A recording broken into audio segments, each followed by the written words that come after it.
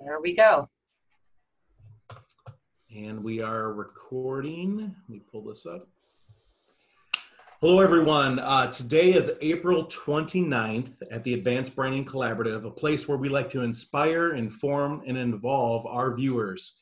We obviously speak on a variety of different topics, and we have different guests join us from time to time.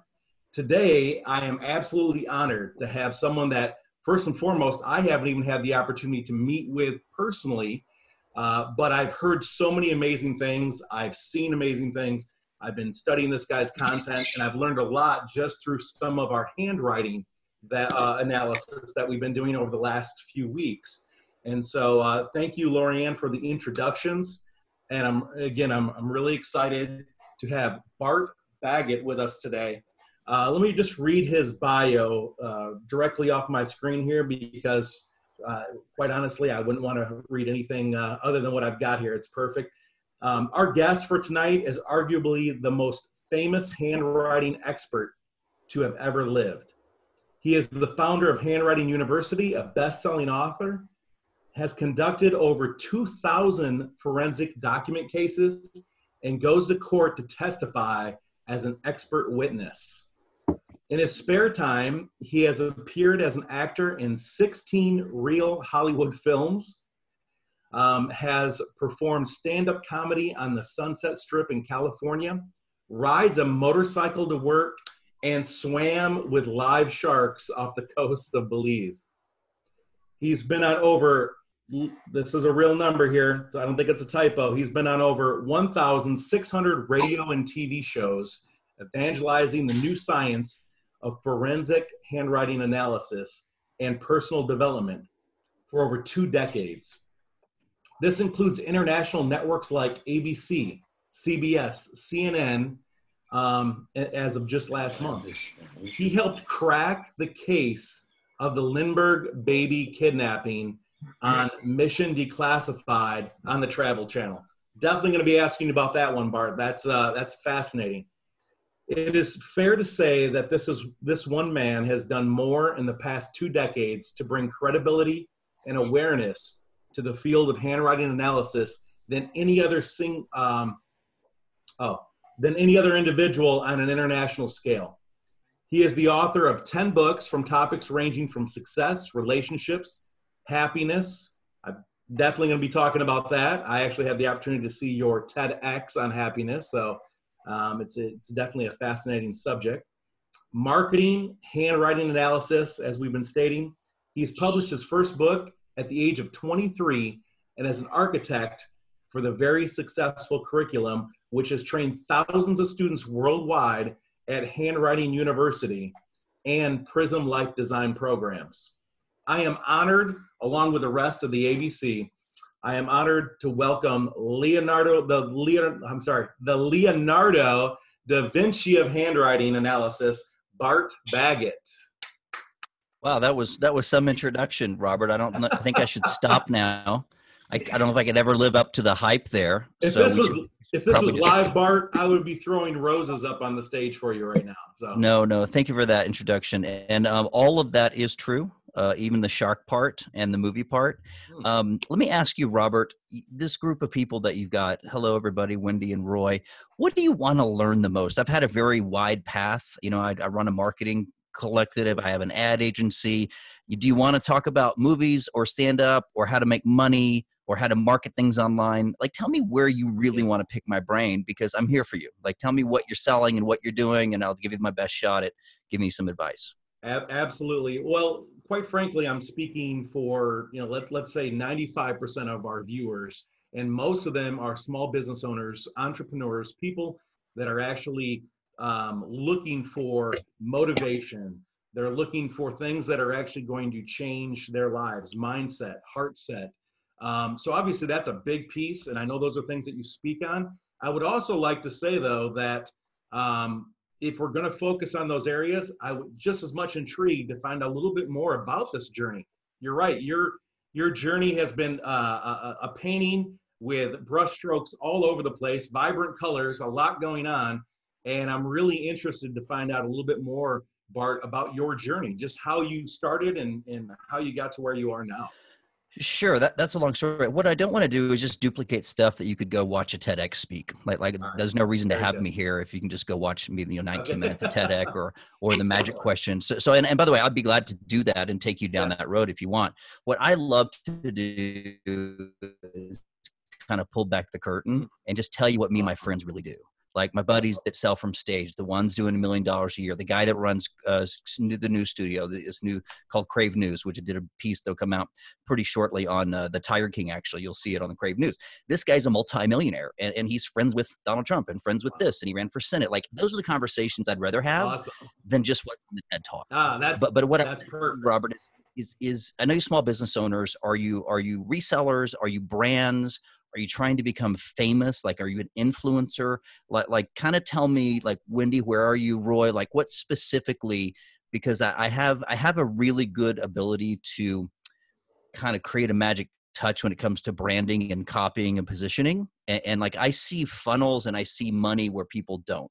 Mm. So maybe Robert, I mean, I can sure take you down my journey, but I kind of want to know, where you guys want to go. And briefly, Robert, to answer your question, when I was about 14, my dad taught me and started taking me to handwriting analysis class.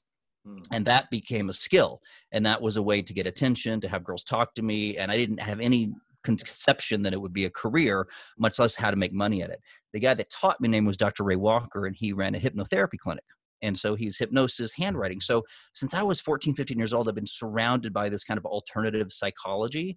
My dad sent me to Brian Tracy seminars and sales and all this stuff as a teenager. So as I got in through college, I really had a not just a gift. I was very good at taking this skill, understanding people, translating it into rapport, into connections, into relationships, into sales. And then that took me saying, hey, how can I monetize this? And so when I was in my early 20s, I ended up getting on some radio and TV shows, and I was like, oh, I think I can monetize this with a book. And so that's why I wrote the book at 22, 23 years old, because I'm like, oh, I want to be like Tony Robbins. So that kind of started the journey. But let me tell you, it wasn't easy. Like even before the internet, trying to self-publish a book, trying to get on radio shows, answering phones, like there's a bunch of work that they never tell you about in the Right. beginning That's of true. That's a true. career. Yeah. And so, I mean, I'm not saying it wasn't worth it, but there was a lot of slim times. And maybe you're having slim times now with the COVID and the different stuff, because things stopped selling. I mean, we were down $15,000 last month. I mean, negative, meaning that we make this much, we just lost it. And where's that come from? I mean, you just lost. And so whether you're doing 100,000 a month or just 10,000, I feel your pain. Mm. No. Wow. Absolutely. Well, I mean, again, I'll let each person kind of chime in. I can tell you that as an entrepreneur, also as a kind of a newer author, I'm working on my third book right now. And the fact of the matter is I love, my passion is traveling, speaking from stage on a variety of subjects, but really just that everything that you touched base on there, Bart. So I'm excited to address some of those things, how you were able to overcome some of those obstacles, whether it was just entirely through mindset or, was it connections? Was it, just all those things. So, Does everybody here have a book? Is everybody an author or a brand of your own at some level? Lorianne. Yeah. Lori's got one. Doc's I'm not got sure if, one. I'm not sure we've got a few people that aren't. Okay, so Robert, you're the only one, because I don't going to jump too down the rabbit hole on Yeah. books and speaking from stage if that's not what everybody's doing. I will say this, Robert. I went to 18 countries in the last 2 years, and in almost every country there was a stage waiting for me, including in Beijing and Singapore. And Lori and Doc are part of that community where if I would come to the city, Lorianne would roll out the red carpet and have a stage for me, whether it's 20 people or 100.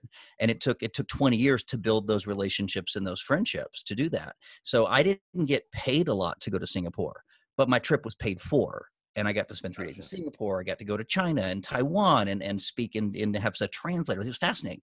Hmm. All because there was a foundation of fans first, especially in Taiwan, where they translated one of my books almost 15 years ago, and then friendships. And so I created the ability to not only take these fans and become friends, like in like a monthly class, a weekly class. Like we've got a weekly class we're doing right now, which is like 150 people coming for free because of this COVID thing. They're showing up where a year ago they wouldn't show up, even if for free.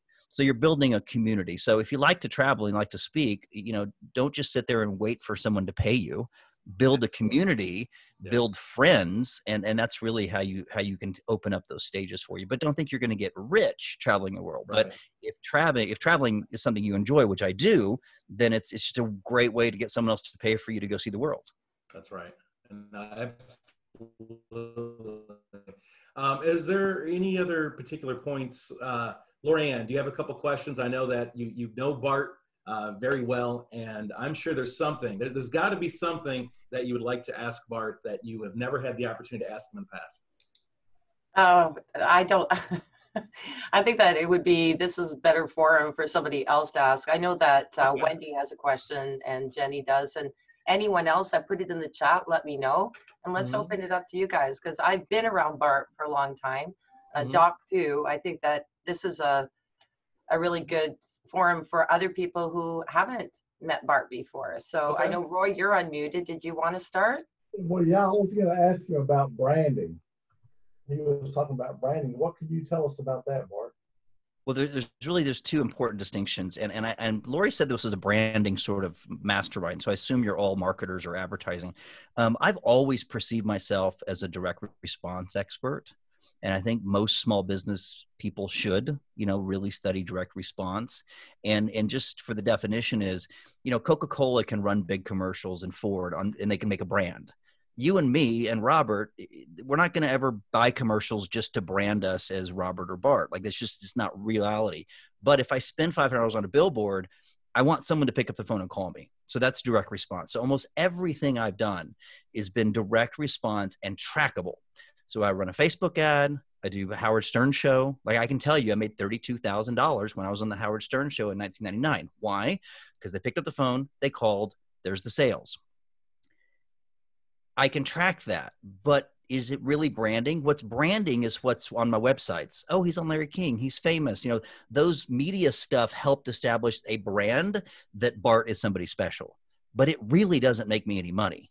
What it does, it creates a little bit of credibility, and I can charge more for my services because I'm branded as the expert. So in the forensic business, I charge $650 an hour, which is about $300 more than anybody else in the business. And they'll ask my assistant, well, why does he charge so much? And he says, well, he charges about as much as the good attorneys in LA. and she just goes, well, because he's the best in the world. And they go, oh. So price is part of my brand. We have the most expensive handwriting analysis course in the world. It's like $3,500 in India. And part of the brand being the Cadillac, the Mercedes is, yes, it's expensive because it's really, really worth it. Everybody in India can get a course for $400. You can probably get a certificate in India for $400.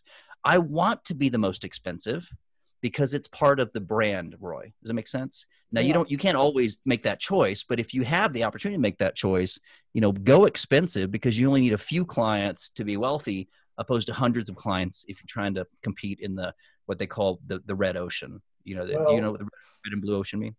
Yeah. So when you go speak, say Larry King, Howard Stern, whatever, I know that's exposure for you. Do they pay your expenses to go there, or do you pay your expenses and then you're recouped by what you sell when you're there? Great question. So that business model has changed a lot. Remember, I started doing radio in 1991. So we're talking about 28 years of it being in front of the media. So it's changed. So before the internet, there were at least 12 to 15 of us professional guests, and we would just go studio to studio, city to city. Dr. Bob used to sell making love videos on VHS, and this other girl would sell weight loss, and this other one would, there was the speed reader, Howard Berg, world's fastest speed reader. We were all buddies, right? And we all exchanged numbers, and here's this producer, and they love to have great guests. Because basically, Roy, they're having me on the air because I'm entertaining, just like a country music star or a rock star, right? Maybe a comedian. In exchange for the opportunity for me to be on radio, I get to pitch something. Now, that is not true on late night television. I wouldn't be able to give my 800 number on Late Night with Conan O'Brien or Larry King Live. That's purely exposure. And as far as I know, and I'm answering your question directly, I don't even think TV and movie stars get paid on the late night talk shows. Now, they may be part of the union, and so they may have to pay them $120 just because they're all union members. Like, I'm a STAG member, but I've never, ever received a dime flown to New York to do either Montel Williams or one of those shows. And they did pay my hotel and airfare for the TV shows. But almost consistently across the board, it's a quid pro quo. I'm going to give you some entertainment, and you're going to let me pitch some stuff. Get them up on my website, blah, blah, blah. Yeah, that's the exchange. And so it's a great way to, it's fun, first of all. So Robert, if you like speaking, Roy, if you like speaking, it's fun for you because you'll get excited about it if you're an extrovert. On the downside, if everything doesn't go perfect, they don't ever call you. There's no direct response since the internet came along. So really what happened was I was making $4,000, $5,000, $6,000 a show back in 1993, 94, right? And then 96, 97, 98. I know the internet came in 96. We would go on the Star 10, was it Star 100, Star 94 in Atlanta and consistently make 10, 12 grand, off these morning shows because they would call and they would order this $100 product or $100 product. Right. When the internet came along and got so pervasive, they stopped giving out my phone number and just gave the website. And what happened was a time delay of people being really interested, and then they forget all about it. And then they go shopping, and then they get distracted, and they go on YouTube. So the whole business model disappeared. So I don't do as much radio and TV now as I did 20 years ago because it's not profitable. What that means is if in your head you're like, I want to be like Bart, yeah, that was a different time then. I could literally make $100 grand just on radio interviews because that was my advertising. Now what I do, I advertise. Yeah. You have Google and Facebook, which you didn't have back then. Now I can just put $1 in and get $10 out.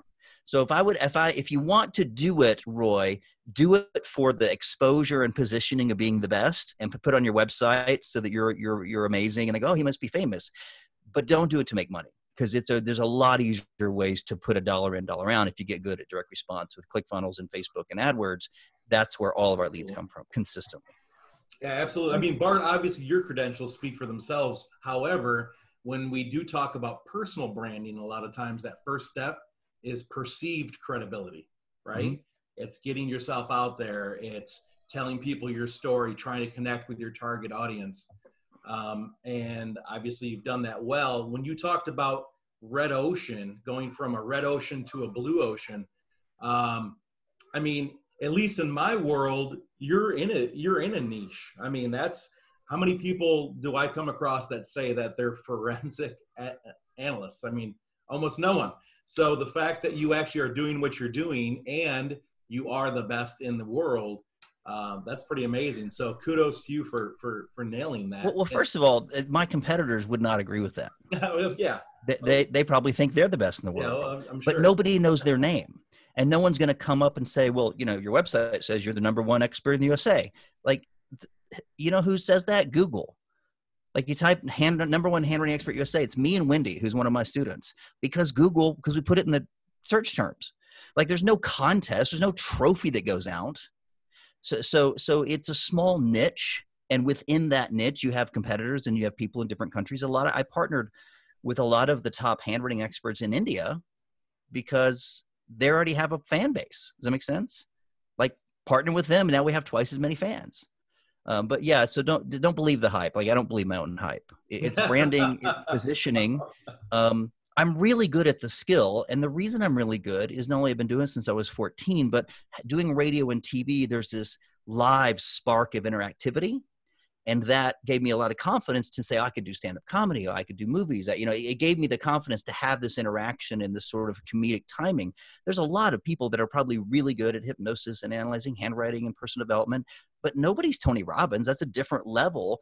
And also he's been doing it 35 years. But you know what? You can be your own version of Tony Robbins and your fans will adore you. So don't try and be me and don't try and be Tony Robbins. Be kind of a version of yourself. And as long as you get enough practice, you will probably be good and charming and entertaining to get your point across.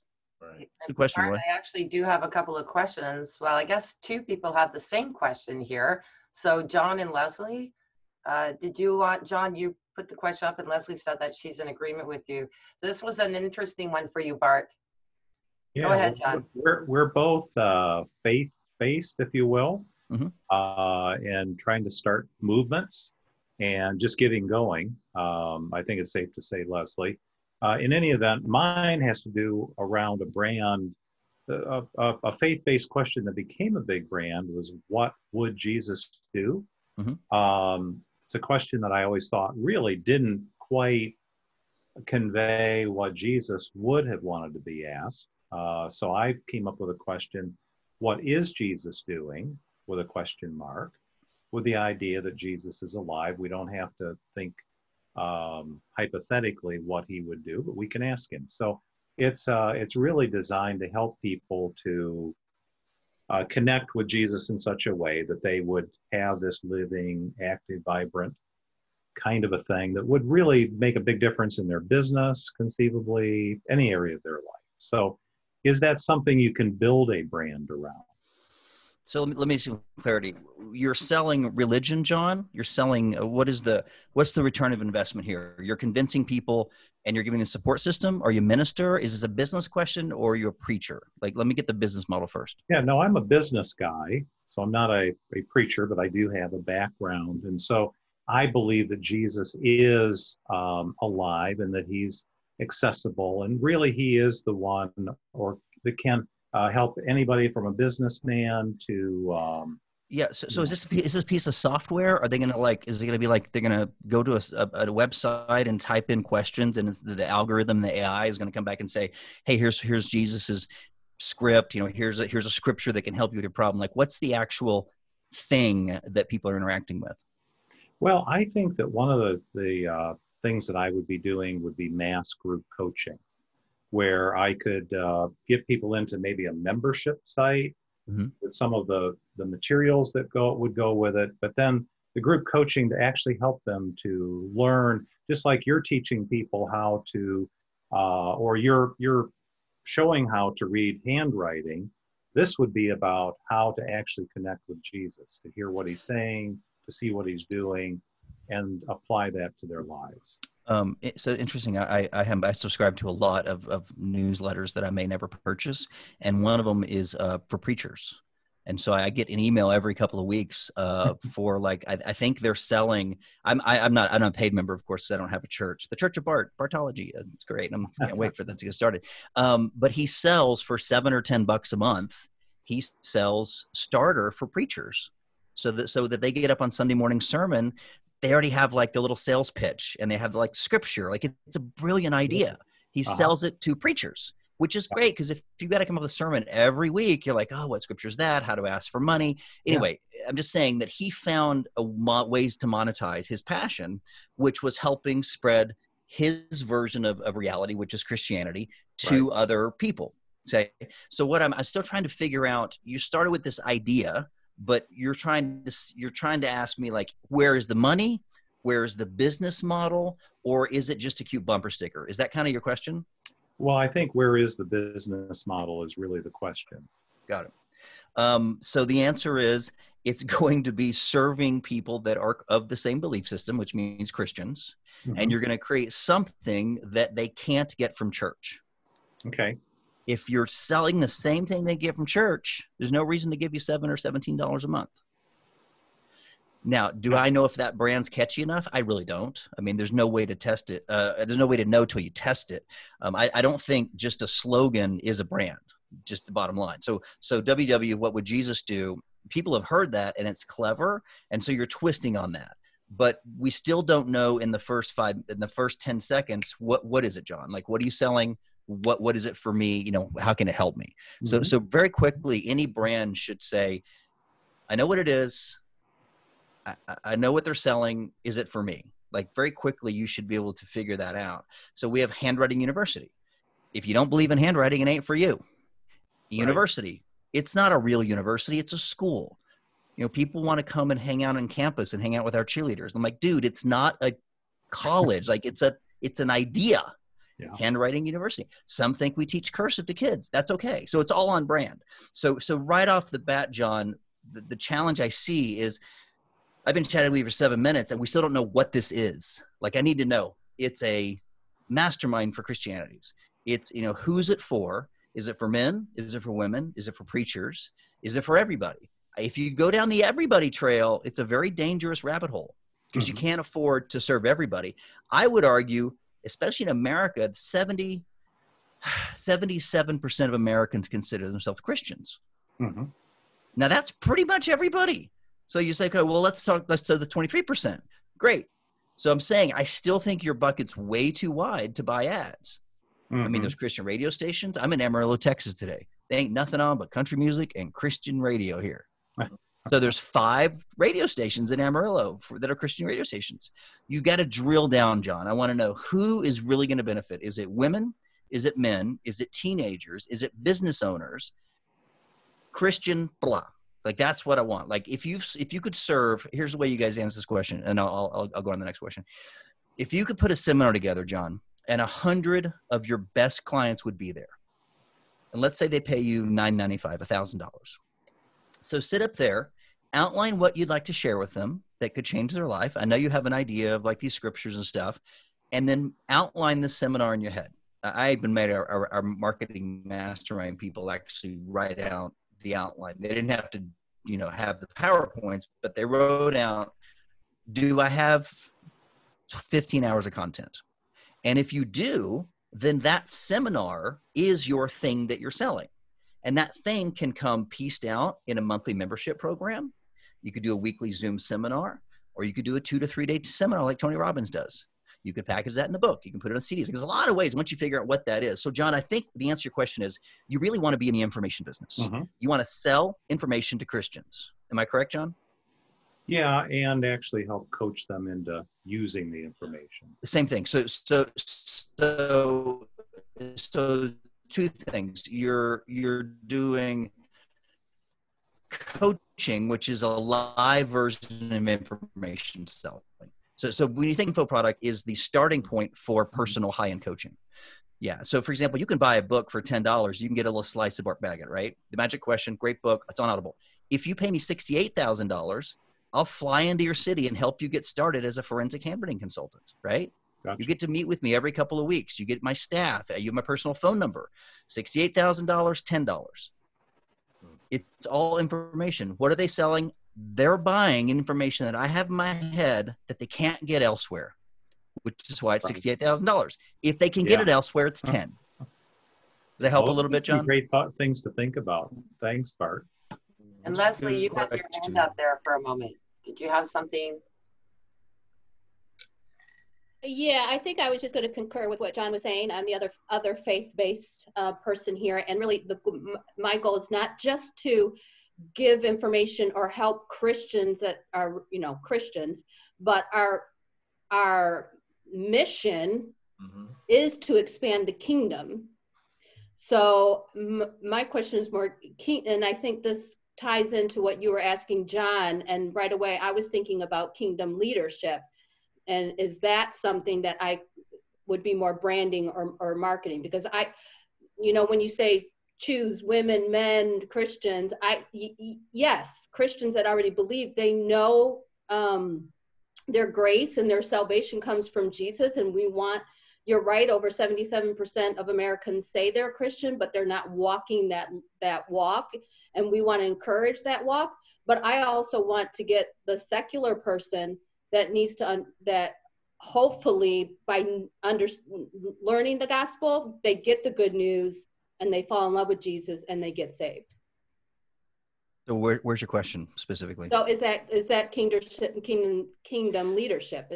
That's what I was thinking. So I like the word kingdom leadership. I think it's catchy. But I want to know who is it? This is a business. So you got 2 things. You got a mission, a personal mission, and then you got a business. Churches are businesses. They got overhead, they got expenses, they collect the money every week. Do you want to be in the church business, Leslie? No, I don't want to be in the church business. But that's what churches do. They convert people and they feed. Well, I don't think they support convert people because people that go to church are already there in some way or another. And those people that are at church, they're not really walking the life, a lot of them. So I don't know what that looks like then outside of church, where my influence can be in order to get them to start that walk, and then have someone ask me questions about Christ because they are curious, or they don't know, or they don't have any type of spirituality, and they're searching. So I hear two things. I hear that you really, really want to share this special thing that you discovered. You're like, hey, I got this special thing I discovered. I really want to share it with the world because it helped me. Mm-hmm. Let's call it a healing ointment, right? This is a special patented healing ointment. I discovered it. Now I really want to share it with the world. And I know it's going to help you too, right? Call it Jesus, Christianity, Muslim, Scientology, whatever you call it, okay? Now you've got this passion to share it. The question is, Leslie, is it a business? And do you want to continue to share it because it's your passion, or do you want to make it a business? Because when you start making makeup your business, you get into the Mary Kay, and now what you loved before, which was makeup, it feels like a multi-level marketing thing because I've got to go, I got to have these house parties and Tupperware, and all of a sudden what you loved, makeup, isn't the same because it's a business now. Mm-hmm. My question is, do you really want to make converting people a business? And then the second part is, there's a lot of Christians that would love to have your advice and interact with you. You seem to be focused on the ones that haven't discovered the ointment yet. And that's the hardest market to convert. That's why if you are part of the Mormon faith, you spend a year going to Libya and Africa to convert people. It's part of their system. That's the only way they grow. Scientology, same thing. They don't grow unless they have a special mechanism in place to go convert people. So my question is, do you want to be in the sales business, selling Christianity? And if so, we got to find a business model that makes you money, or it's just a hobby. Thanks, Bart. But don't delude yourself. You want to convert people. You are on, which is awesome. But it might be a hobby. It might not be a business. What could be a business is supporting people that already believe it in the form of a mastermind, mentorship, Christian sort of support group. I mean, there's the people will give $7 a month for a lot of things. Maybe not $800. You're not going to get $68,000 a person to come, learn about Christianity because they can get that at church. Right. So you got to figure out what the church is not giving them because they're getting it for free. I say free, 10%. They're going to donate it, but you got this miracle thing and you want to sell it to people.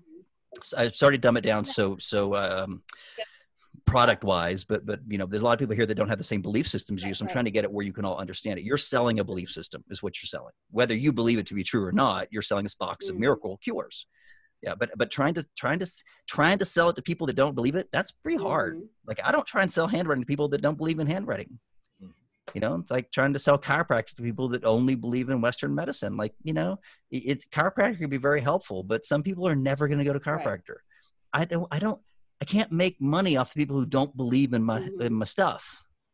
I need to go to where they believe in it. And that's easy. Then find something that serves them. So I think you're setting yourself up for some disappointment if you keep focusing on people that don't know about the ointment yet. And the ointment has no price unless you're running a church. Leslie, go start a church. Churches are really profitable. Look at that guy in Houston, the big old globe behind him. Oh man, that's a lot of money coming in every day.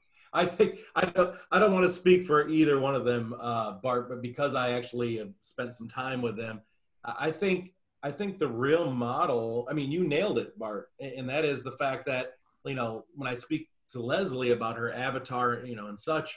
It is predominantly those people that are they've already discovered the ointment, as you stated. They're already in church, but there's something still missing, right? They're going through the fundamentals of things just because it's more traditional based. Leslie, we talked about that word church code. Are they just showing up and going through the motions? Or are they really transforming their lives and in turn then transforming the lives of others? So I think you nailed it, Bart. It's find out and narrow that down, figure out what your target audience is. And it is much easier, as you stated, those that have actually already, been exposed to the ointment, you're just showing them some better ointment. Yeah, I think what she really wants to do is be a counselor using the methodology of Christianity. She wants to counsel people and make their life better. I mean, most people that are in the coaching or author business, we found something. Mine was handwriting or NLP, and that's just the magic ointment. And now we think that if you learn this, your life will be better. And you can read it in a book, but if you work with me, let's say I'm Leslie, every week we're going to get a call and we're going to work through these divorce problems and anger problems and weight loss through the word. I think that's viable for a monthly program of some sort, because you're giving some special interpretation. Again, it feels like church, but if you target your avatar properly, just women that are just divorced, you know, or women, just men. Like, I still think you have to narrow that down very specifically. African-American people, you know, a Canadian. I mean, there's however you slice it, you just got to narrow it down, because you can't afford branding. Meaning you can't afford branding. You can't afford Super Bowl commercials. You can't advertise to everybody unless somebody's on here that's like Bill Gates that I don't know about. We need to put $1 in. We need to get $1 out a couple of days later. And you can't do that with branding. So Leslie, what I'm saying is we need to be very specific about who's going to raise their money and buy. Once you have that, and I think it was Robert or John, I said, once you have this idea of this 100 people in your weekend seminar, you'll know who they are. And so let me give you a great example. KNYG 105.3 is a true story. So I ended up actually hosting a FM radio show on Friday nights there in CBS. So they paid me to do radio. And I think we were on the air about a year. But before that, it was a country station. It was 105.3. And they had literally Polaroid pictures of all these country folk sitting. And it was a studio, kind of like this microphone. But I'd never seen a bunch of Polaroid pictures. I said, who are those people? He said, those are our fans. We took those. That's Billy Bob. That's Mary Sue. And it was literally these country names. It was really funny. Hat. That guy who drives a truck for a living. He says, when I read the news and when I talk to the microphone, I look at these people because these are our people. They were hardworking folk. They speak with Texas accent. One's married, one's divorced, one's got a kid, one just got divorced. I mean, they knew their stories. So when they're reading the news and they're talking, they know who they're talking to. So what I'm asking you is, if you got a seminar with I don't usually have a Texas accent. I'm in Texas, at least when you got a seminar. When you have a seminar with your 100 people, who's in the room, Leslie? Who are those people? Who do you want to serve? If we can answer that question, we can go buy those impressions on Facebook or AdWords, and we can create a relationship with them. But if you don't know what you're going to talk about in that 100-person seminar, or you don't know who's in the chair, it's really difficult to find them. Thank you, Bart. I have another question. Jenny, you said that you have a question for Bart. Jenny, are you there? You are there. She's in space right now. Yeah. Hi, Bart. How are you going? I just had the question, if you had to sort of start all over again, how would you start? I would definitely make it 100% online. And this would be the same answer, by the way, before this COVID-19 thing.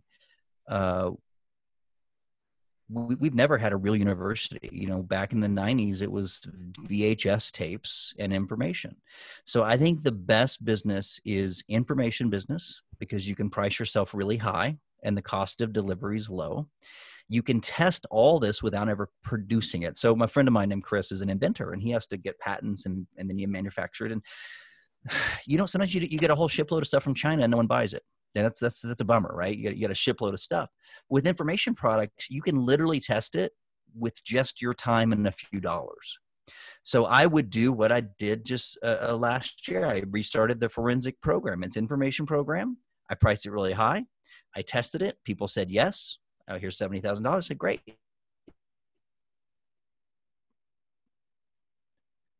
Four people gave me $70,000 payment in 4 months. And I went, oh, we have a winner. Now, I've done this before, so I knew the content was good. I knew that I could deliver the service, but I wasn't really sure if I could get the money that I expected.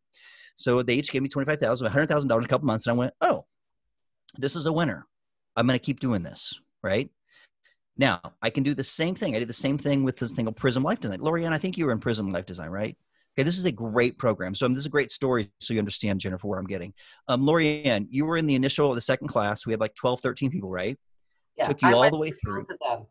Okay, so she went through the certification program, which I think should be about $10,000 to $12,000. That's where in my mind it should be priced. Lori, I think you paid $2,000, right? Yep. Anyway, here's what happened. I love that program. It's sort of like a Tony Robbins coaching. Like it is awesome, and people had ridiculously magical transformations from it, right? But it wasn't priced at $10,000. It was only $2,000, and it was only for my house list. So I tested it for free. My fans, right? I got a house list, or I could go buy traffic. And we ran a smaller $500 version of that to upsell them into the $10,000 program, right? We spent I guess, 10 or 20 or $25,000 testing variations of ads. And we could not figure out sort of how to make that work. So we scrapped the program, but it didn't really take a lot of time. So the one that Lori went through, we recorded videos, and we did live Zoom calls, right? So the amount of time, sure, I probably spent 8,000 or 10,000 recording videos, but I could sell it to my list and get that money back. So I definitely broke even, but I couldn't figure out how to scale it up to $1 million business. And so I walked away from it. But here's the thing. You can test without building the product. So for example, the forensic school, now we have a lot of recordings. We've done this before. You're like, Handwriting University, Stanford, they don't spend that much money, right? They don't get a mentor. You don't go to class with them. But it's 6 semesters. So we have 4 people in school right now. 4 of them paid $25,000 deposit, right? One of them prepaid the whole thing at a discount. So instead of $68,000, she wired us $58,000. So I get $112,000, right? I don't have to have the school built yet. It's 6 semesters. I only have 3 built, and I got their money. So I'm going to spend, as I'm using their money to build the program, their money to hire editors in the Philippines, right? So test it. If they say yes, build it as you go. If you advertise and nobody wants it, don't go build it. So the answer, Jennifer, is sell something, sell information, find a very specific niche, and then test it with your money and see if people are interested. If they're not interested, you'll know really quick. You can run ads, and you can run $5 a day, different ad sets, and within a few days, you know if people care or interested in what you have. What's your passion, Jennifer? What's your passion? What do you love? I'm a hypnotherapist and NLP coach. Yep. And so it's easy for you. You're going to sell your high ticket one-on-one. So, if you want Jennifer, it's $500 an hour, whatever. But we have a lot of hypnotists in our marketing mastermind, and hypnotists in NLP. In fact, one in Israel is recently, and they struggle with an hourly model. If you have a skill set, all your friends, they charge hourly. And the bad thing about hypnosis, and by the way, I'm trained as a hypnotist, and I used to do stage, stop smoking and lose weight. So I know this industry pretty well. If you're really good, and Jennifer, I assume you are, you're smart, you know NLP, you know hypnosis, once after 2 or 3 sessions, you're going to cure them because you're that good. That's a terrible business model. You need to dispense them medicine for the rest of their lives. Like my friend David, who's a psychiatrist at Duke University, his job is to dispense medicine and manage their pain for the rest of their life. I said, Dave, by the way, he's a close friend of mine. We went to high school together. I said, you never cure anybody. You're just a pill pusher. He goes, yeah, but it makes a living. My kids are well fed. He's in pain management. He's not in pain curing. You need to find a way to manage their personal growth and help them evolve. So you got a year-long program. If you continue to heal people the first time you meet them, Jennifer, they're not a recurring customer. I mean, think about it. How many people want to pay me to analyze their handwriting? Not many. They all want me to analyze their handwriting because I'm great at it. But once I've done that, Jennifer, what are you going to pay me next week? I already did it. I already provided the service. So there's really no money in this thing called handwriting. There is money in wrapping it in HR, wrapping it in education, teaching transformation, putting it in another context. People like you get certified in handwriting because you're going to be a better therapist. Like if you knew what I knew, you would be better, more effective, and it's cool. It makes your life easier. If you're going to do a year coaching program, you better learn this because you're going to have a contract with somebody that you hate because there's a lot of lunatics out there, and handwriting can prevent you from getting in relationships with these people. These people have 3.5 years with me. Yeah, they paid $68,000, but do you want to spend 3 years with a jerk? So I'm saying in itself, the skill is no one's going to pay for it. But in a package of somehow how it translates to being useful, they'll pay to learn it. So Jennifer, you've got to get out of just the hypnotherapist transactional mode, and you got to create sort of a package of transformation, kind of a journey. And so Yes. within that journey, you say, look, that's what I did with the life design program. I mean, talk to Lorianne about it. It's like, here's the tools. Here's what I did. So Jennifer, you can take what I did. And by the way, Prism would work. If I just, this other thing makes so much money and it's so much easier and it's priced so much higher. It just made more sense to spend on that. I like the Prism program because I like personal development, but it wasn't as profitable because it's a very competitive space. It's about red ocean, blue ocean. There's no one in the forensic space. There's literally no school. There's no competitors. Or I can be a wannabe Tony Robbins. It's a very competitive space. Yeah. And by the way, I still put my hat in it because I love it. I love the magic question. I like NLP. Like I want to help people, but I also want to get rich. So if you're in this red ocean, be very specific what you do, how you heal people. Don't heal everybody. Pick one particular problem, get great at it, solving, write a little book, charge really premium for your sessions because you're the best in the world at bedwetting or agoraphobia or whatever it is that you do. And then if you're really good at that, they'll end up hiring you for other stuff. But I would say the best advice for those of you that are selling information or expertise is go back to the metaphor of 100 people in a seminar room. Jennifer, if you had 100 people in a seminar room, where's your home? Are you in the UK? Australia. You're in Australia, so you're in Sydney. So if you have 100 people in Sydney, could you teach for 2 and 3 days? Do you have enough content in your head? Probably, yeah. Okay, great. Yes. Write it out on index cards. Like, do I have 8 hours? That's your program. The easiest way to write a book is to go that weekend. I did a course with my mom in the audience when I was 22. I had no idea what I was going to say until I got up on stage. I recorded every word. And some of it was really bad. And some of it was really good because sometimes I get rolling. I say something intelligent. So I hope you're recording this. So go do the seminar with 5 of your friends, right? Customers, give them free tickets, record the whole thing. And then you'll find out, hey, about half of this was really good. You get transcribed. You got at least 2 or 3 books right there. When I say books, I'm talking about 70, 80-page books. Don't do what I did. Don't write a 300-page book. That's ridiculous. I wish someone would have hit me then, punched me in the mouth. That's where I start. My best-selling book is literally 100 pages called The Magic Question. It's one idea, Jennifer, that I learned when I was taking NLP, my certification for NLP. It's basically reframing with a question. It's quality questions. Quality questions, anyway, blah, blah, blah. You know the methodology. The point is, it's one idea, and it became one book, and that one book became a bestseller, and it's awesome. But if I said I'm going to teach you NLP, everyone's teaching NLP. It's not even copyrighted anymore. So you got to find something that's unique. So Marissa Peer, do you know who that is? Yes. So Marissa Peer, we have the same marketing agency.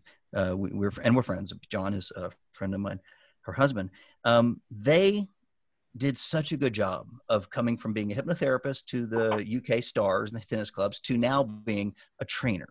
So she doesn't do much one-on-one anymore because she said, what I have is I'm going to teach you how to be a RTT therapist. Now, for those of you not in hypnotherapy, what it is, it's hypnosis and NLP. It's the same stuff. Yes. And she claims that she created this. I'm like, that looks really familiar. I think I learned that 20. By the way, I love her. I love John. I'm not criticizing him. I'm saying they did something smart. They packaged it up. They gave it a little brand. And they said, look, here's my ointment. And if you buy my box of ointment, not only will you heal yourself, but I can help you build a career as an RTT therapist, which the rest of us, it's a hypnotherapist. Oh, no. Don't tell anybody. It's a hypnotherapist, okay? Here's what she did. She's got a brand, RTT. It's different than NLP. It's different than hypnosis. Now, you and I know it's not that. By the way, I haven't been through a program, so it may be different. It may be, she may have a spin that's amazing. By the way, one of my best friends went through it and loves it. So I'm actually doing nothing critical here. I'm saying that she branded something that a lot of us that have been around a while know. But because she said, I will help you make money with this, now it's a $10,000 product. So Jennifer, go do your weekend, transcribe it. Eventually you'll get people to pay you $10,000, but right now do it for free. Call it $1,000 ticket, print them up on a piece of paper, give them out to your friends, your customers, say, hey, here's 2 tickets. I want you to bring a friend, record it. And then in that audience, you'll see the ones that really, really love you. And then go, 30, So you're in Australia, right? So 42-year-old divorced women, they're the ones on the edge of their seat. And you go, that's who I'm targeting. On the other hand, you may go, why is there a bunch of 65-year-old men here? This is odd. They're on the edge of their seat, like the totally different demographic. What I learned doing handwriting seminars back when I was 25, 26 years old, there was always about 60% of the room that were 40-year-old white women that were divorced. 60 to 70%. That was the avatar. You know why? Yes. Because they lose a relationship and they went, I'm never going to have that happen again. And they start doing this personal development journey and they stumble across handwriting and handwriting skews female. Like, oh man, that's really interesting. So that's who was at the seminar. So that's who I talk to. So when I write sales letters or when I write things, I'm like, I'm inviting them.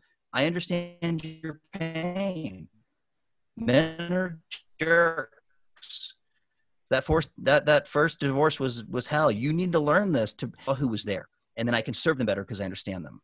So you have all the knowledge in the world, Jennifer. You should be easy. You just need to learn the information marketing business and then, and go put your big girl panties on, be a star. Stop serving people one-on-one, serve people one on 1,000. You just got to believe in yourself. I'm not any more special than you. I just had a few people tell me I'm really good and funny and charming, and I believe them. And because I believed them, I kept asking to be on radio shows, and they kept putting me on because they believed me, all because somebody said, yeah, I think you can do this. So I gave you permission to be a star. Because one-on-one, it's really hard to make money one-on-one. I know. It's hard to scale up. Yes. And if you're good at your job, you cure them too quickly. So stop being so darn good, Jennifer.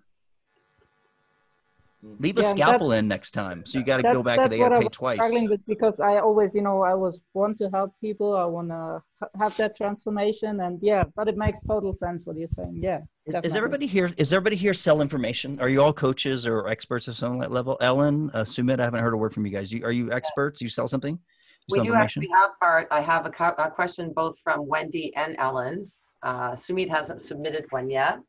But if we can, I know we're running out of time, and it's wonderful. You've been so fantastic, Bart. I don't want to overtake your time either. No, I'll say later. I don't mind. With your question. But yes, I would info product, right? For most people here. Yeah. So everybody is an expert, so they can see themselves with the name on the book. They can see themselves on stage, right? All of you. Yeah. Okay, good. Okay, I know the brain is it. Good. So what was the question, Lori? What was the one? So Wendy was the next one to go ahead. Go ahead, Wendy. So hopefully you won't think this is a ridiculous question, but for those people that are just getting started out, or for people that are totally switching gears, what do you recommend for them to get? How do you recommend they get credibility? So credibility is perceived credibility, or it's whatever. Perceived. I think the biggest hurdle is not credibility. It's you believing that you're credible. I think that's the biggest hurdle. And here's how you know if you don't believe you're good is if you're undercharging, you got some self-esteem things to work through. If you're afraid to ask for money or you're afraid to charge high, then you're insecure of how much value you're bringing. You don't have to have been on Larry King to get $600 an hour. Trust me, you don't have to have been in movies. You just have to be convincing. So there's a guy at the local furniture store that can sell. That guy's going to be the winner, and no one needs to see that guy on TV. So I think the question, I think there's a presupposition, Wendy, that says I have to have a lot of credibility before I can be successful. I'm suggesting that that presupposition is unfounded. You need to be good. You need to be effective, meaning that if you're going to take $100, you better deliver $105 in value. But you don't have to have a certificate or something. No one has ever asked me to see my degree from Pepperdine University. $200,000 this piece of paper cost me. No one has ever asked to see it. Okay? I was 19 doing hypnosis seminars. This is a hilariously true story, by the way. We kept hiring these hypnotists. We owned the business. My family owned this hypnosis business. And I was 18 or 19. I was in college. I think it was my freshman year. And we would hire a local hypnotherapist like Jennifer and just split the revenue with them. So look, we're going to run the ads. So it's the same business model, right? We're selling information. We were using things called newspapers. Does everyone understand what those were? Ellen, you're too young. You don't even know. We literally had full page newspaper ads, and people would show up. And there's the fat people for the weight loss seminar, and then the people that were smokers. It was two different swaths. So I was, 6 months, I'm like taking money in $8,000 or $10,000, and I'm paying out half of it to somebody that just showed up and talked for a couple hours. And most of the time, the other people were asleep. So basically they would just read their script, right? And I thought, this is really easy. I don't know why we're paying this guy $5,000 or $10,000. I'm taking all the risk. So anyway, one time, this is a very true story and hilarious. So there was this really, really hilarious black guy that had these big yellow suits, and he was fantastic. And he canceled last minute, and his picture was in the paper. And my dad said, well, you do it. I can't come to California. You do it. I said, A, I'm not black. They're going to be pissed off. B, I've only had a weekend training of hypnosis. He says, Bart, it's just easy. Go up there, tell them to shut their eyes and read the script. So I'm 18 or 19 years old with a room full of fat people and a room full of smokers. And I tell them to close their eyes and I read the script. Who gave me credibility, Wendy? No certificate, no school. I'm friggin' 19 or 18 years old. But you know what? I'm a good salesman. And if I can convince those people that they can stop smoking, they will stop smoking. Hypnosis, and this is good for you, Leslie, because you're talking about belief systems. If you understand hypnosis, all it is getting people to shift their belief systems. Mm-hmm. And if you can believe a 19-year-old can help this guy that's been smoking since World War II, that's what he told me. I've been smoking since World War II. Really? How old are you, dirt? I don't, how is there an age for that? But that seems a really long time to smoke. He goes, son, I've been smoking longer than you've been alive. I said, well, sit your ass down. It's time for you to stop. Perhaps I should have used different wording. I guess how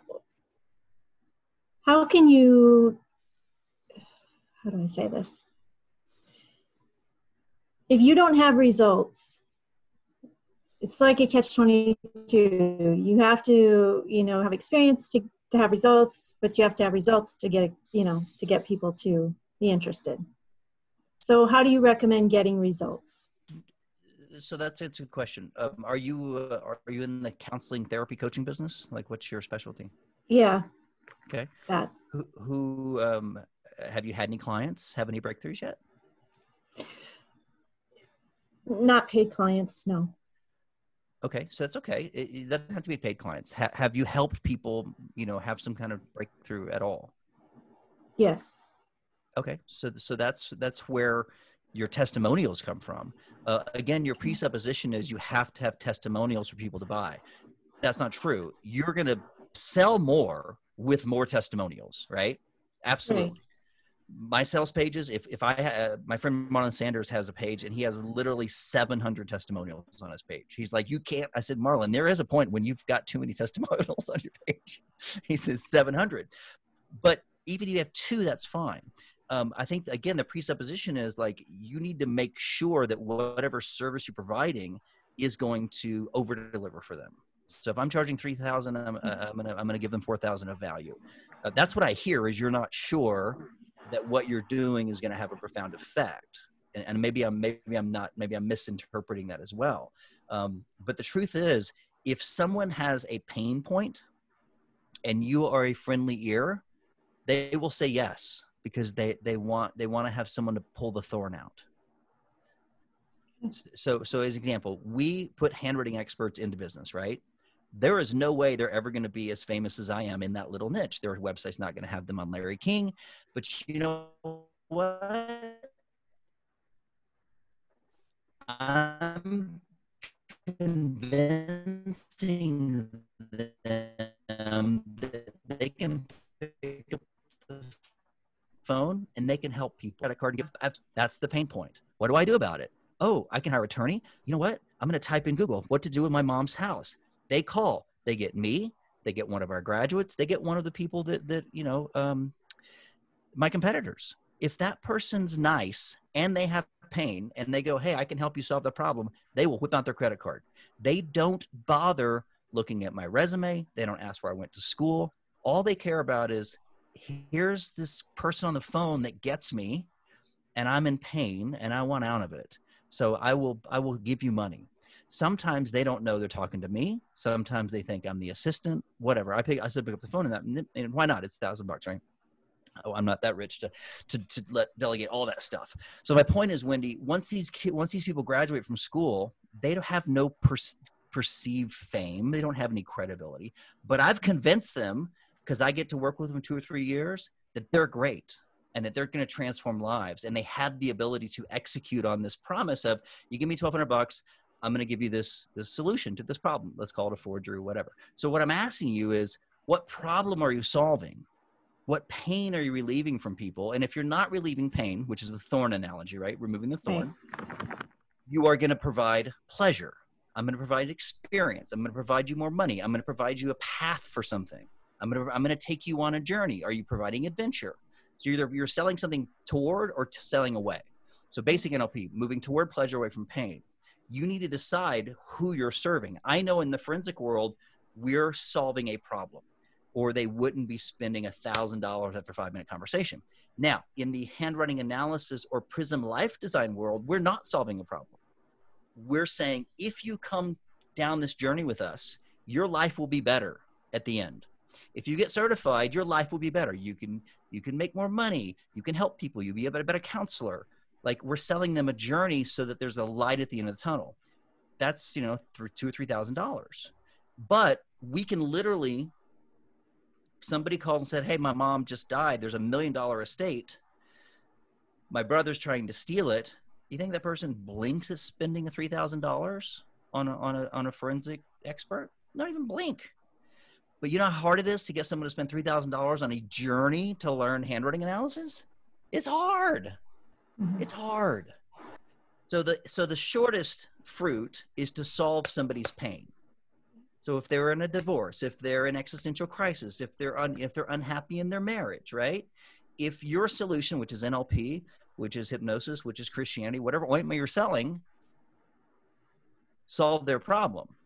And if the pain's big enough, the price can be big enough. I have another problem we solved, the forensic school, which is $68,000. By the way, some of that's advertising. I mean, everyone that goes through that will probably make between $80,000 to $100,000 a year until they retire, which is like 80 years old, right? Because the older you get in this business, the more people want to hire you until you get like 90. So I'm literally saying, here's the problem. You're unhappy in your job. This is a really interesting career. And if you give me 3 to 4 years, you can learn it. And even when you're 55, 60, 65, you will still be making $100,000 a year. That is the promise I'm making them. So I'm selling them. I'm taking them out of this mediocre job. And again, these people are not unsuccessful. They're not flipping burgers at Whataburger, right? They're accountants. They're financial planners. Like, they're just bored with their job. They're 40 to 45 to 50. They're like, you know what? I don't want to do taxes in another 20 years. I got a police officer. He's like, you know what? I got 3 years away from retirement. What am I going to do? Well, you don't want to be a cop anymore. He's pushing 50. His back hurts, but he wants to stay in the law enforcement field. And who doesn't want to earn $100,000? So if you look at it that way, hey, you know what? You're 50. You can work till you're 75. That's 25 years of work. I'm gonna help you make about 80 to 100,000 a year. That's about a $2 million return on investment. Why wouldn't they spend $68,000? You see, I just reframed that. It's all about perceived value and take them down a journey. So if the journey is attractive enough, hey, I can quit my job, I can have another career, you can make the price really high.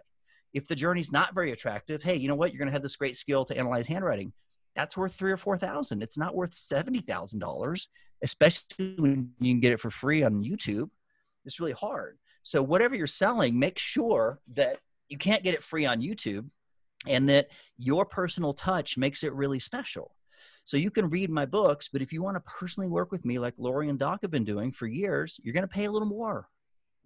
But you can read the books. You can watch the videos for free. But if you want access to me, you can pay a little more. So Wendy, if someone had access to you and you held them by the hand, what journey could you bring them on? Okay. No, I'm really asking you. Do you have any?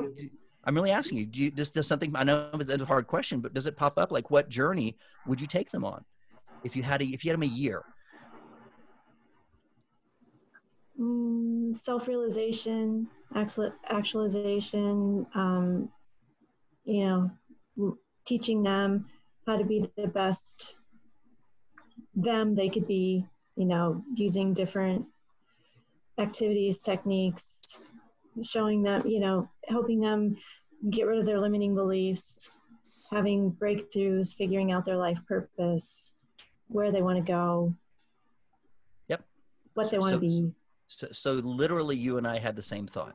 I called it life design by Prism, like purpose, relationships. I labeled it. I gave it a package. Here's an ointment. I'm going to label it. By the way, the word prism I thought was really great. And someone said, Bart, you realize that sounds a lot like prison. And no one wants to go to prison. Like, that's a terrible brand. And I was already too into it to change it. So I'm like, okay, I'm stuck with Prism for a while. But if it rolled off, like, Prism, you're going to go to prison? You teach prison? You teach classes in prison? That's amazing. So not the best brand idea. But the point was, Wendy, what I did is said, I really would like to teach people my methodology because I've had some success and I'm pretty joyous and I'm pretty happy most of the time. Lorianne, Doc, you've known me for years. I'm generally really happy. And I have a formula for that. The way I track things, the way I monetize, like there's a formula which I teach in that program, which if you give me a year, you can also have statistical improvements in health, fitness, like this is my brainchild, right? And I'm not telling you because I want to enroll you. It's not even for sale. I'm saying that you have the same thing. In your brain is a bunch of systems that if you had a tribe follow you, you would teach them this on Monday, and the next Monday you teach them this. You already have it in your brain. So you need to figure that out, write it all down, stamp it with the Wendy label, whatever that is, and call that Wendy's program. Wendy's 1 year to enlightenment, right? That's the program. You don't know that because you weren't sure that people would pay you for that, but they will because they need to be led and they're in pain and they don't know. They just don't know if it's going to work for them. That's a sales conversation. But once you build this, easy way to build that, Wendy, is don't go spend $12,000 in 12 months making CDs and DVDs and videos and stuff. Go get 3 or 4 clients. Say, I'm doing this weekly Zoom call, and I'm figure out what they go. Wow, that's amazing. Like one of the basis of our life design program is the NLP value elicitation. Now, anyone who studied NLP, basic. I mean, you see it in all the books. Tony Robbins does it. But it works, and it's one of the most important things for shifting people's abundance mentality and belief systems is where the values. Now, those of you that don't know NLP, but my point is, of all the things I've done, seminars, webinars, people come back and say, Bart, that changed my life. That whatever you did, like, whoa, man, it changed my life. Because of that, Wendy, that's now phase 1 of this program. I said, if I could have somebody and spend a year with them, what would I tell them? I would teach them how to control their internal voices. I would teach them state management. And I went from what's worked in my life, not just what Tony Robbins does or some other NLP instructor, right? Although they're terrific at what they do. And so, okay, well, if I'm going to have somebody for a year, here's the skill set I'd like to have them have. And I think at the end of that year, their life will be more joyous than before. So you can all do that. Whether it's through Christianity or whether it's through your other ointment or chiropractic, you can all take them on a journey. At some point, that'll have a name, you know, Lori's year-long journey to enlightenment, and that'll have a price tag. And that might be monthly, like Doc and Lori and I have, they've been coming to a marketing mastermind. So once a month, this is a great business model. So here's, I own a lot of businesses. I'm really good at marketing, right? Once a month, I spend 2 hours on a Zoom call. And a lot of my highest, most valued customers pay me $80 a month to have time with me. Okay. I could probably charge $3. So Frank Kern charges $500 a month for his monthly marketing call. Frank Kern's a marketing genius, right? I was like, you know what? I really only want to have 12, 15 people. I want to help our graduates. I want to help our Prism graduates. I want to help our handwriting graduates. So think about that. It's 2 hours of my life once a month. It's really no big deal. I'd probably do it for free, but I've got 28 people that are paying $80 a month. They pay $1,000 up front, right? So what's that? 28. So it's about $2,500 a month. I speak for 2 hours, so I'm getting paid $1,300 an hour. and I'm really connecting with people I care about, and I'm really changing their lives because they don't understand funnels and marketing and ads and all this stuff, and I'm inspiring them, right? But I bundled that as part of the brand. So once you graduate, if you want to help me keep you building your business, spend time with me. But it's not super expensive. But look at the hourly rate. I'm making $2,500 as extra for 2 hours of my life once a month. So you don't have to make a year-long program where you babysit them. You can just do it once a month. You can do it every week. Does that make sense? And the thing is, you just want to make it where the time commitment doesn't turn them off. Because most people don't have 10 hours a week that they can jump into bed with you on. It's a big time commitment. But if it's only once a month, that'd be great. If it's if it's an enlightenment journey, then maybe it's a weekend every 3 months. So you could package it in webinar, subscription model, weekend retreats. There's a lot of business of selling wisdom and enlightenment. Am I missing, Robert?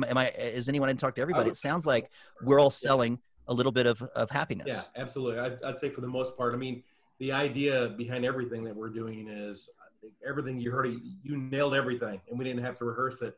The fact that you're identifying a pain point in your target market and then being able to solve that problem. And most of that is all through informational products and services. We do have somebody here, though, that is not there. Ellen, actually, she's doing a sort of not-for-profit online for COVID kids talk. And I think, Ellen, you had a quick question for that because she's dealing a lot with children and the handwriting. She was really interested in how you came along with that. So, and Doc's here. Hi, Ellen. What's up? Hi. Well, I just wanted to say hi and thanks for this opportunity to listen to you speak. I was wondering your thoughts on handwriting analysis with social work in schools with children. So my thoughts is it useful, or my thoughts on why aren't they using it more, like, or content related? Expand your question just a bit. Just thinking, like, would that be a marketable thing? So, like, could I go into the schools, you know, with this handwriting analysis as part of, you know, part of my package? So the answer is yes, but just be very specific. Schools don't normally have a big budget for speakers. Colleges do. James Malinchak, a friend of mine, runs a big speaker boot camp, and he's got a college boot camp. By the way, his stuff is, he's going to sell the crap out of you if you go to the seminar. I won't lie, but a lot of his stuff is really good, and some of it's free. So if you want to go down the speaking road, he's a terrific guy to check out. Again, they all have things, they all have high price. I'm not saying go spend any money with him, but I mention that because if you're going to be a speaker, that's part of your package. I don't want to be a speaker. Okay, I great. don't like speaking at all. I just want to help people. So if you don't like speaking, then I don't know where the product and the opportunity for working with schools are. I don't see like it. Working with the individual children as a social worker, using the handwriting analysis. Yeah, so having the skill set will profoundly make you a better counselor. We have a number of graduates in Singapore that only work with kids, and they do workshops after school. They help them make prettier handwriting, but also they kind of talk to the counselors and the parents, and their mission is to raise their self-esteem. So they understand the kids' thinking patterns because they can do the handwriting. So as far as a skill, Ellen, it's a great skill because it'll make you better at your job. Okay. Now, is there a business behind that? No, you're getting paid from the state to be a social worker. So you're just improving your skill set, and that's brilliant. You should do that. That's a really good skill set to learn. Lori can teach you, and so can Doc. Like they're especially. Doc taught school for 30 years in Chicago. Doc, you think it was useful to be a handwriting analyst while you're working with those children in Chicago? Extremely so. I thought I was going to interrupt anyway and say that it's the easiest way to help teachers help children, or to help the children themselves, because there's so much you could do with them to improve. It's just a great skill to have in your back pocket, because it just, you know how to approach the child before you even meet him. You know how to come out up strong on front, or maybe from the side, or you know that the student's going to give you a line of garbage and not tell you the truth. You're going to know ahead of time. So it helped me in just everyday classroom teaching too, because I knew the kids that were raising their hands to drive me nuts and the ones that were raising their hands because they really wanted to learn. So it's a great tool to have.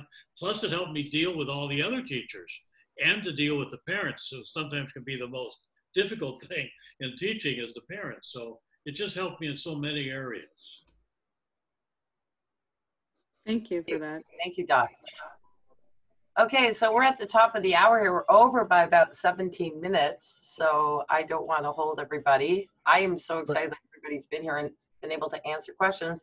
Anybody before we go? I know Sumit. So John has a question about podcasting, and I'll answer it. I also just put in the chat room our mastermind. It's basically a blog, and this may be load the replay within like Easy Video Suite or something like Amazon, right? But not on YouTube, because it's not for the public. It's for members only, right? Most of that is unlocked. So we just finished up like a month of how to do use Zoom seminars. It's unlocked. So that's a gift to you guys if you want to learn how to just sort of market yourself on Zoom. I put the link there. That's also where you would go if you wanted to be part of our mastermind. But there's a specific video in there, and whoever, John, if it's not unlocked, go ahead. If you scroll down, there's a whole 2-hour class on podcasting and lighting and stuff that we taught, which is great. So the short answer to your question is, podcasting is like a TV show. Can you make money in television? Sure. If you're the producer, a friend of mine wrote 2.5 Men. His baby had $13 million when it came out of the, I mean, that's a good trust fund, right? You know, and he's said that he's not the richest producer he knows. So if you make content, you make money by selling commercials. A podcast is a TV show, right? Or radio show. It's a syndicated radio show. It's no different than that. Just like Westwood One, Rush Limbaugh, Howard Stern, they're syndicated radio shows. The way you make money from a podcast is you sell advertising in that media. So that's how most people are doing it. The other way is direct response. If you can't sell ads, which you can't until you get really successful because you don't have an audience, you have to sell a product.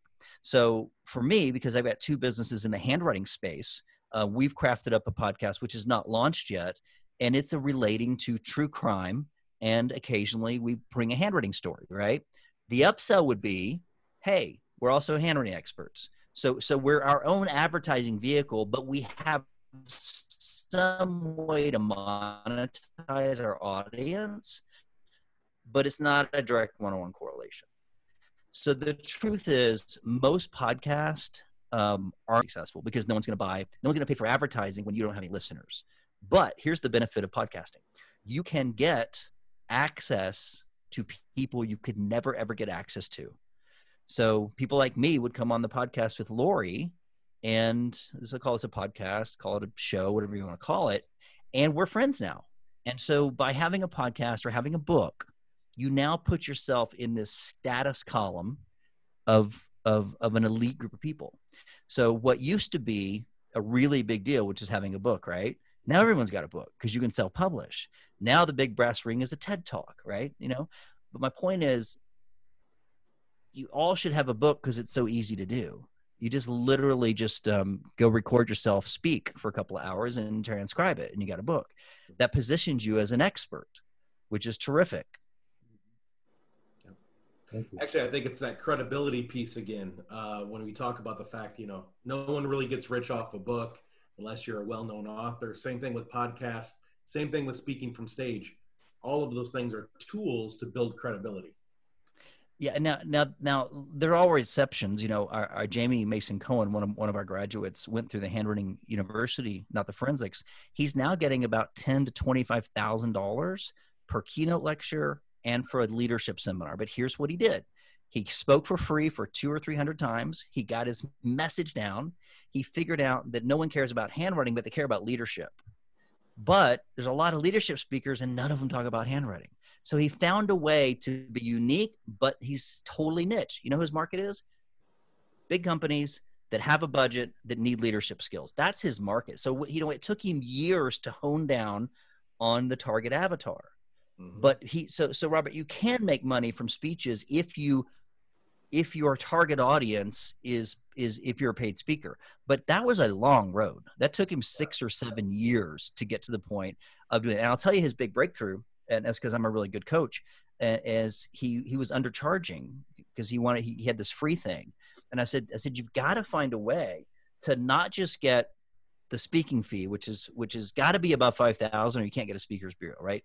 So if you don't have a speaker's bureau, now you're booking yourself. So it's kind of like having an agent as an NFL star, or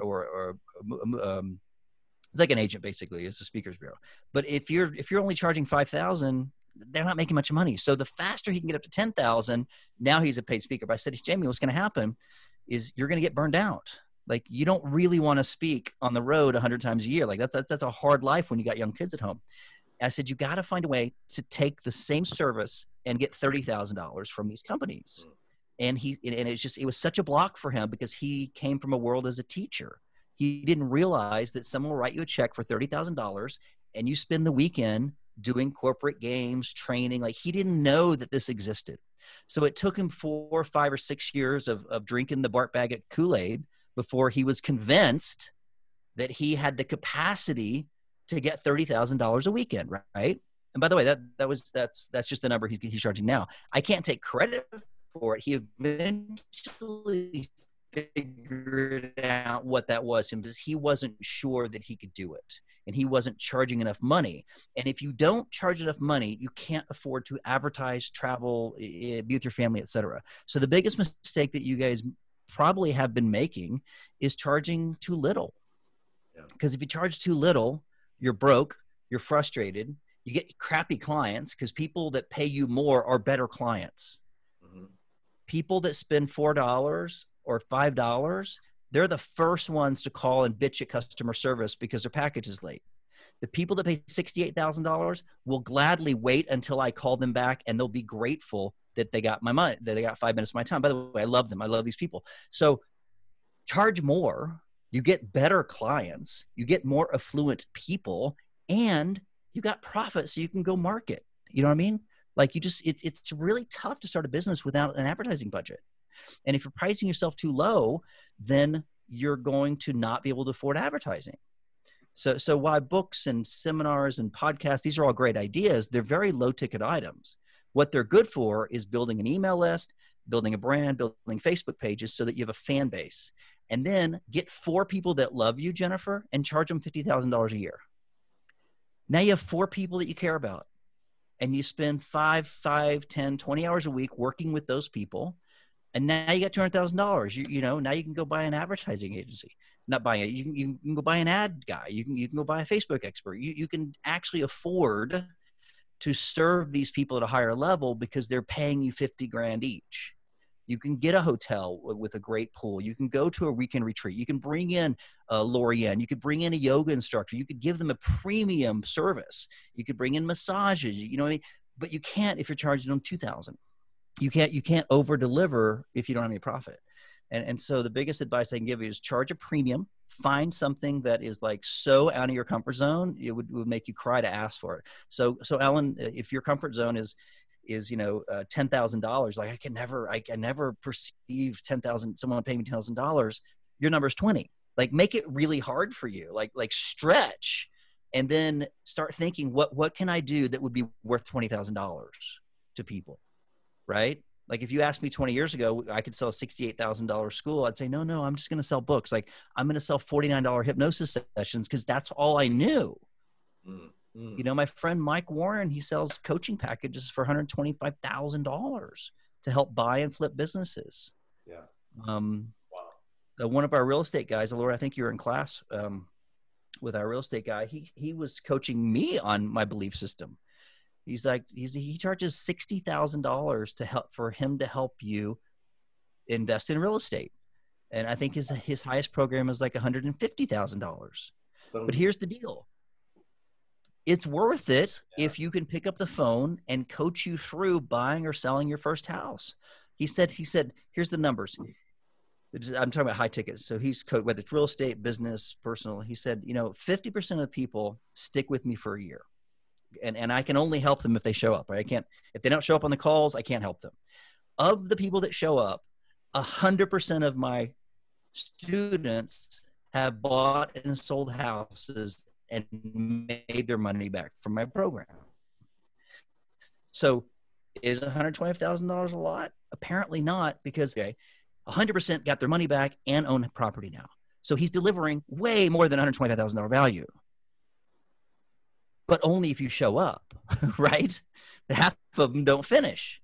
But so if your mindset is that's a lot of money, no, not if you're giving them a return on investment. So those of us selling soft skills like transformation, it's a little harder to find a $100,000 package because you're selling something soft.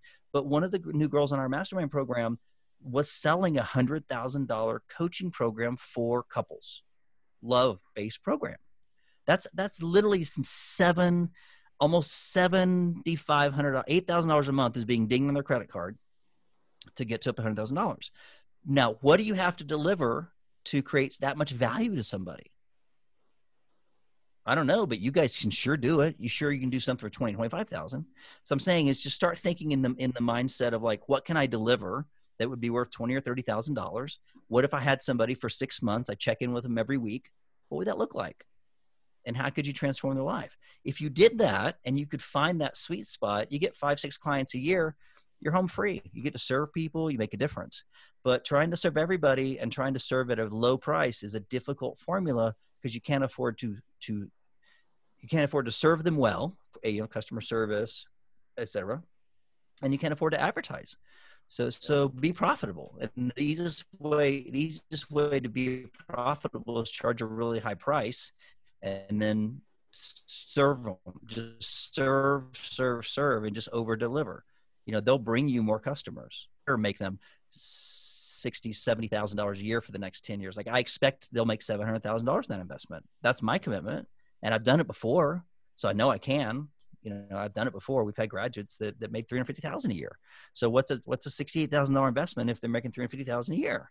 So I know I can deliver it, but I'd rather work with 4 to 8 people that I can serve really well than 500 people that I don't have time for. So Lori, I know I went 30 minutes over. I hope that's all right. Hey, I'm just gonna say that there was so much value in this that it didn't feel like 30 minutes over. So we could probably have you speak for another hour, and most of us would be okay with that. But thank you very much, Bart. You're welcome. And for those of you watching the replay didn't get it, go to the websites in the chat with bartbaggett.com. Yep. But this is kind of a secret website. You won't see it off the main page. bartbaggett.com/marketingmastermind. There's a lot of videos there that are unlocked. There's a lot of wisdom from not only me. Last week we had Dan. I got to tell you, if you watch anything, the one we did recently with Dan Russell, who markets hypnotists, like he broke down like this is the acquisition of a lead. So go watch some of those videos. If I can serve you in any way or help you, reach out to me. I'd be love to. Thanks for letting me talk with you guys. I love it. You got people all over the world, and it's been really fun interacting with you guys. Bart, we appreciate it. Is this the best way that they can reach out to you then? Is just through this website, or is there another method as well? Yeah, bartbaggett.com. I mean, I would love of some Instagram follows. I've been woefully delinquent in jumping on the influencer bandwagon. Actually, it's interesting. DMs, which is direct messaging on Instagram and Facebook, some of the best ways you can get access to famous people. Like really is like it'll come up, like it'll be on my phone. I'll be sitting there, and there you are. Oh, there's Ellen. Hi, yeah, I saw you. Like literally, it will get to me through DM in Facebook and Instagram as well. So yeah, if you want to reach out to people that you don't know, that's a great way to do. Follow them and then jump on their DM. Absolutely. Is your Instagram handle just your name? Yeah, Bart Baggett, BartBaggett. And I'm the guy with the motorcycle and swimming with sharks. That's me. If you span through, and occasionally a red carpet, motorcycles, sharks. Yeah. Thank you again, Bart. I appreciate it. Lorianne, thank you for having Bart on. And this has been, hopefully all of you can agree. I don't want to just speak for you, but this was very informational. If you guys didn't grab at least 1, 2, 3, or 10 nuggets from this, then I can't help you. No, just kidding. We have to give them their money back, right? But thank you so much, Bart. We appreciate this. Thank you for your time. Yeah, and please. Yes, thank you so much. Before you Good go, night, everybody. Bart, Bye now. seriously, you guys have to get his magic question. The magic question. It's an amazing book. Like I said, very small. Highly recommended. Get on there Yeah. and give him some good reviews. Yeah, Yeah, I'll be reaching out to you, Bart. There's a couple things we didn't even get to talk about, but I'm actually leading out on a couple TEDx's over the next 2 years, and I want to pick your brain on a few things. So love thank you to very help. much. Appreciate it. All of you. Reach out. Have a safe night, everybody. Thank you, Bye now. Bart. Thank you, everyone. I Thank you thank you very very much for being here. Okay, bye-bye. Bye.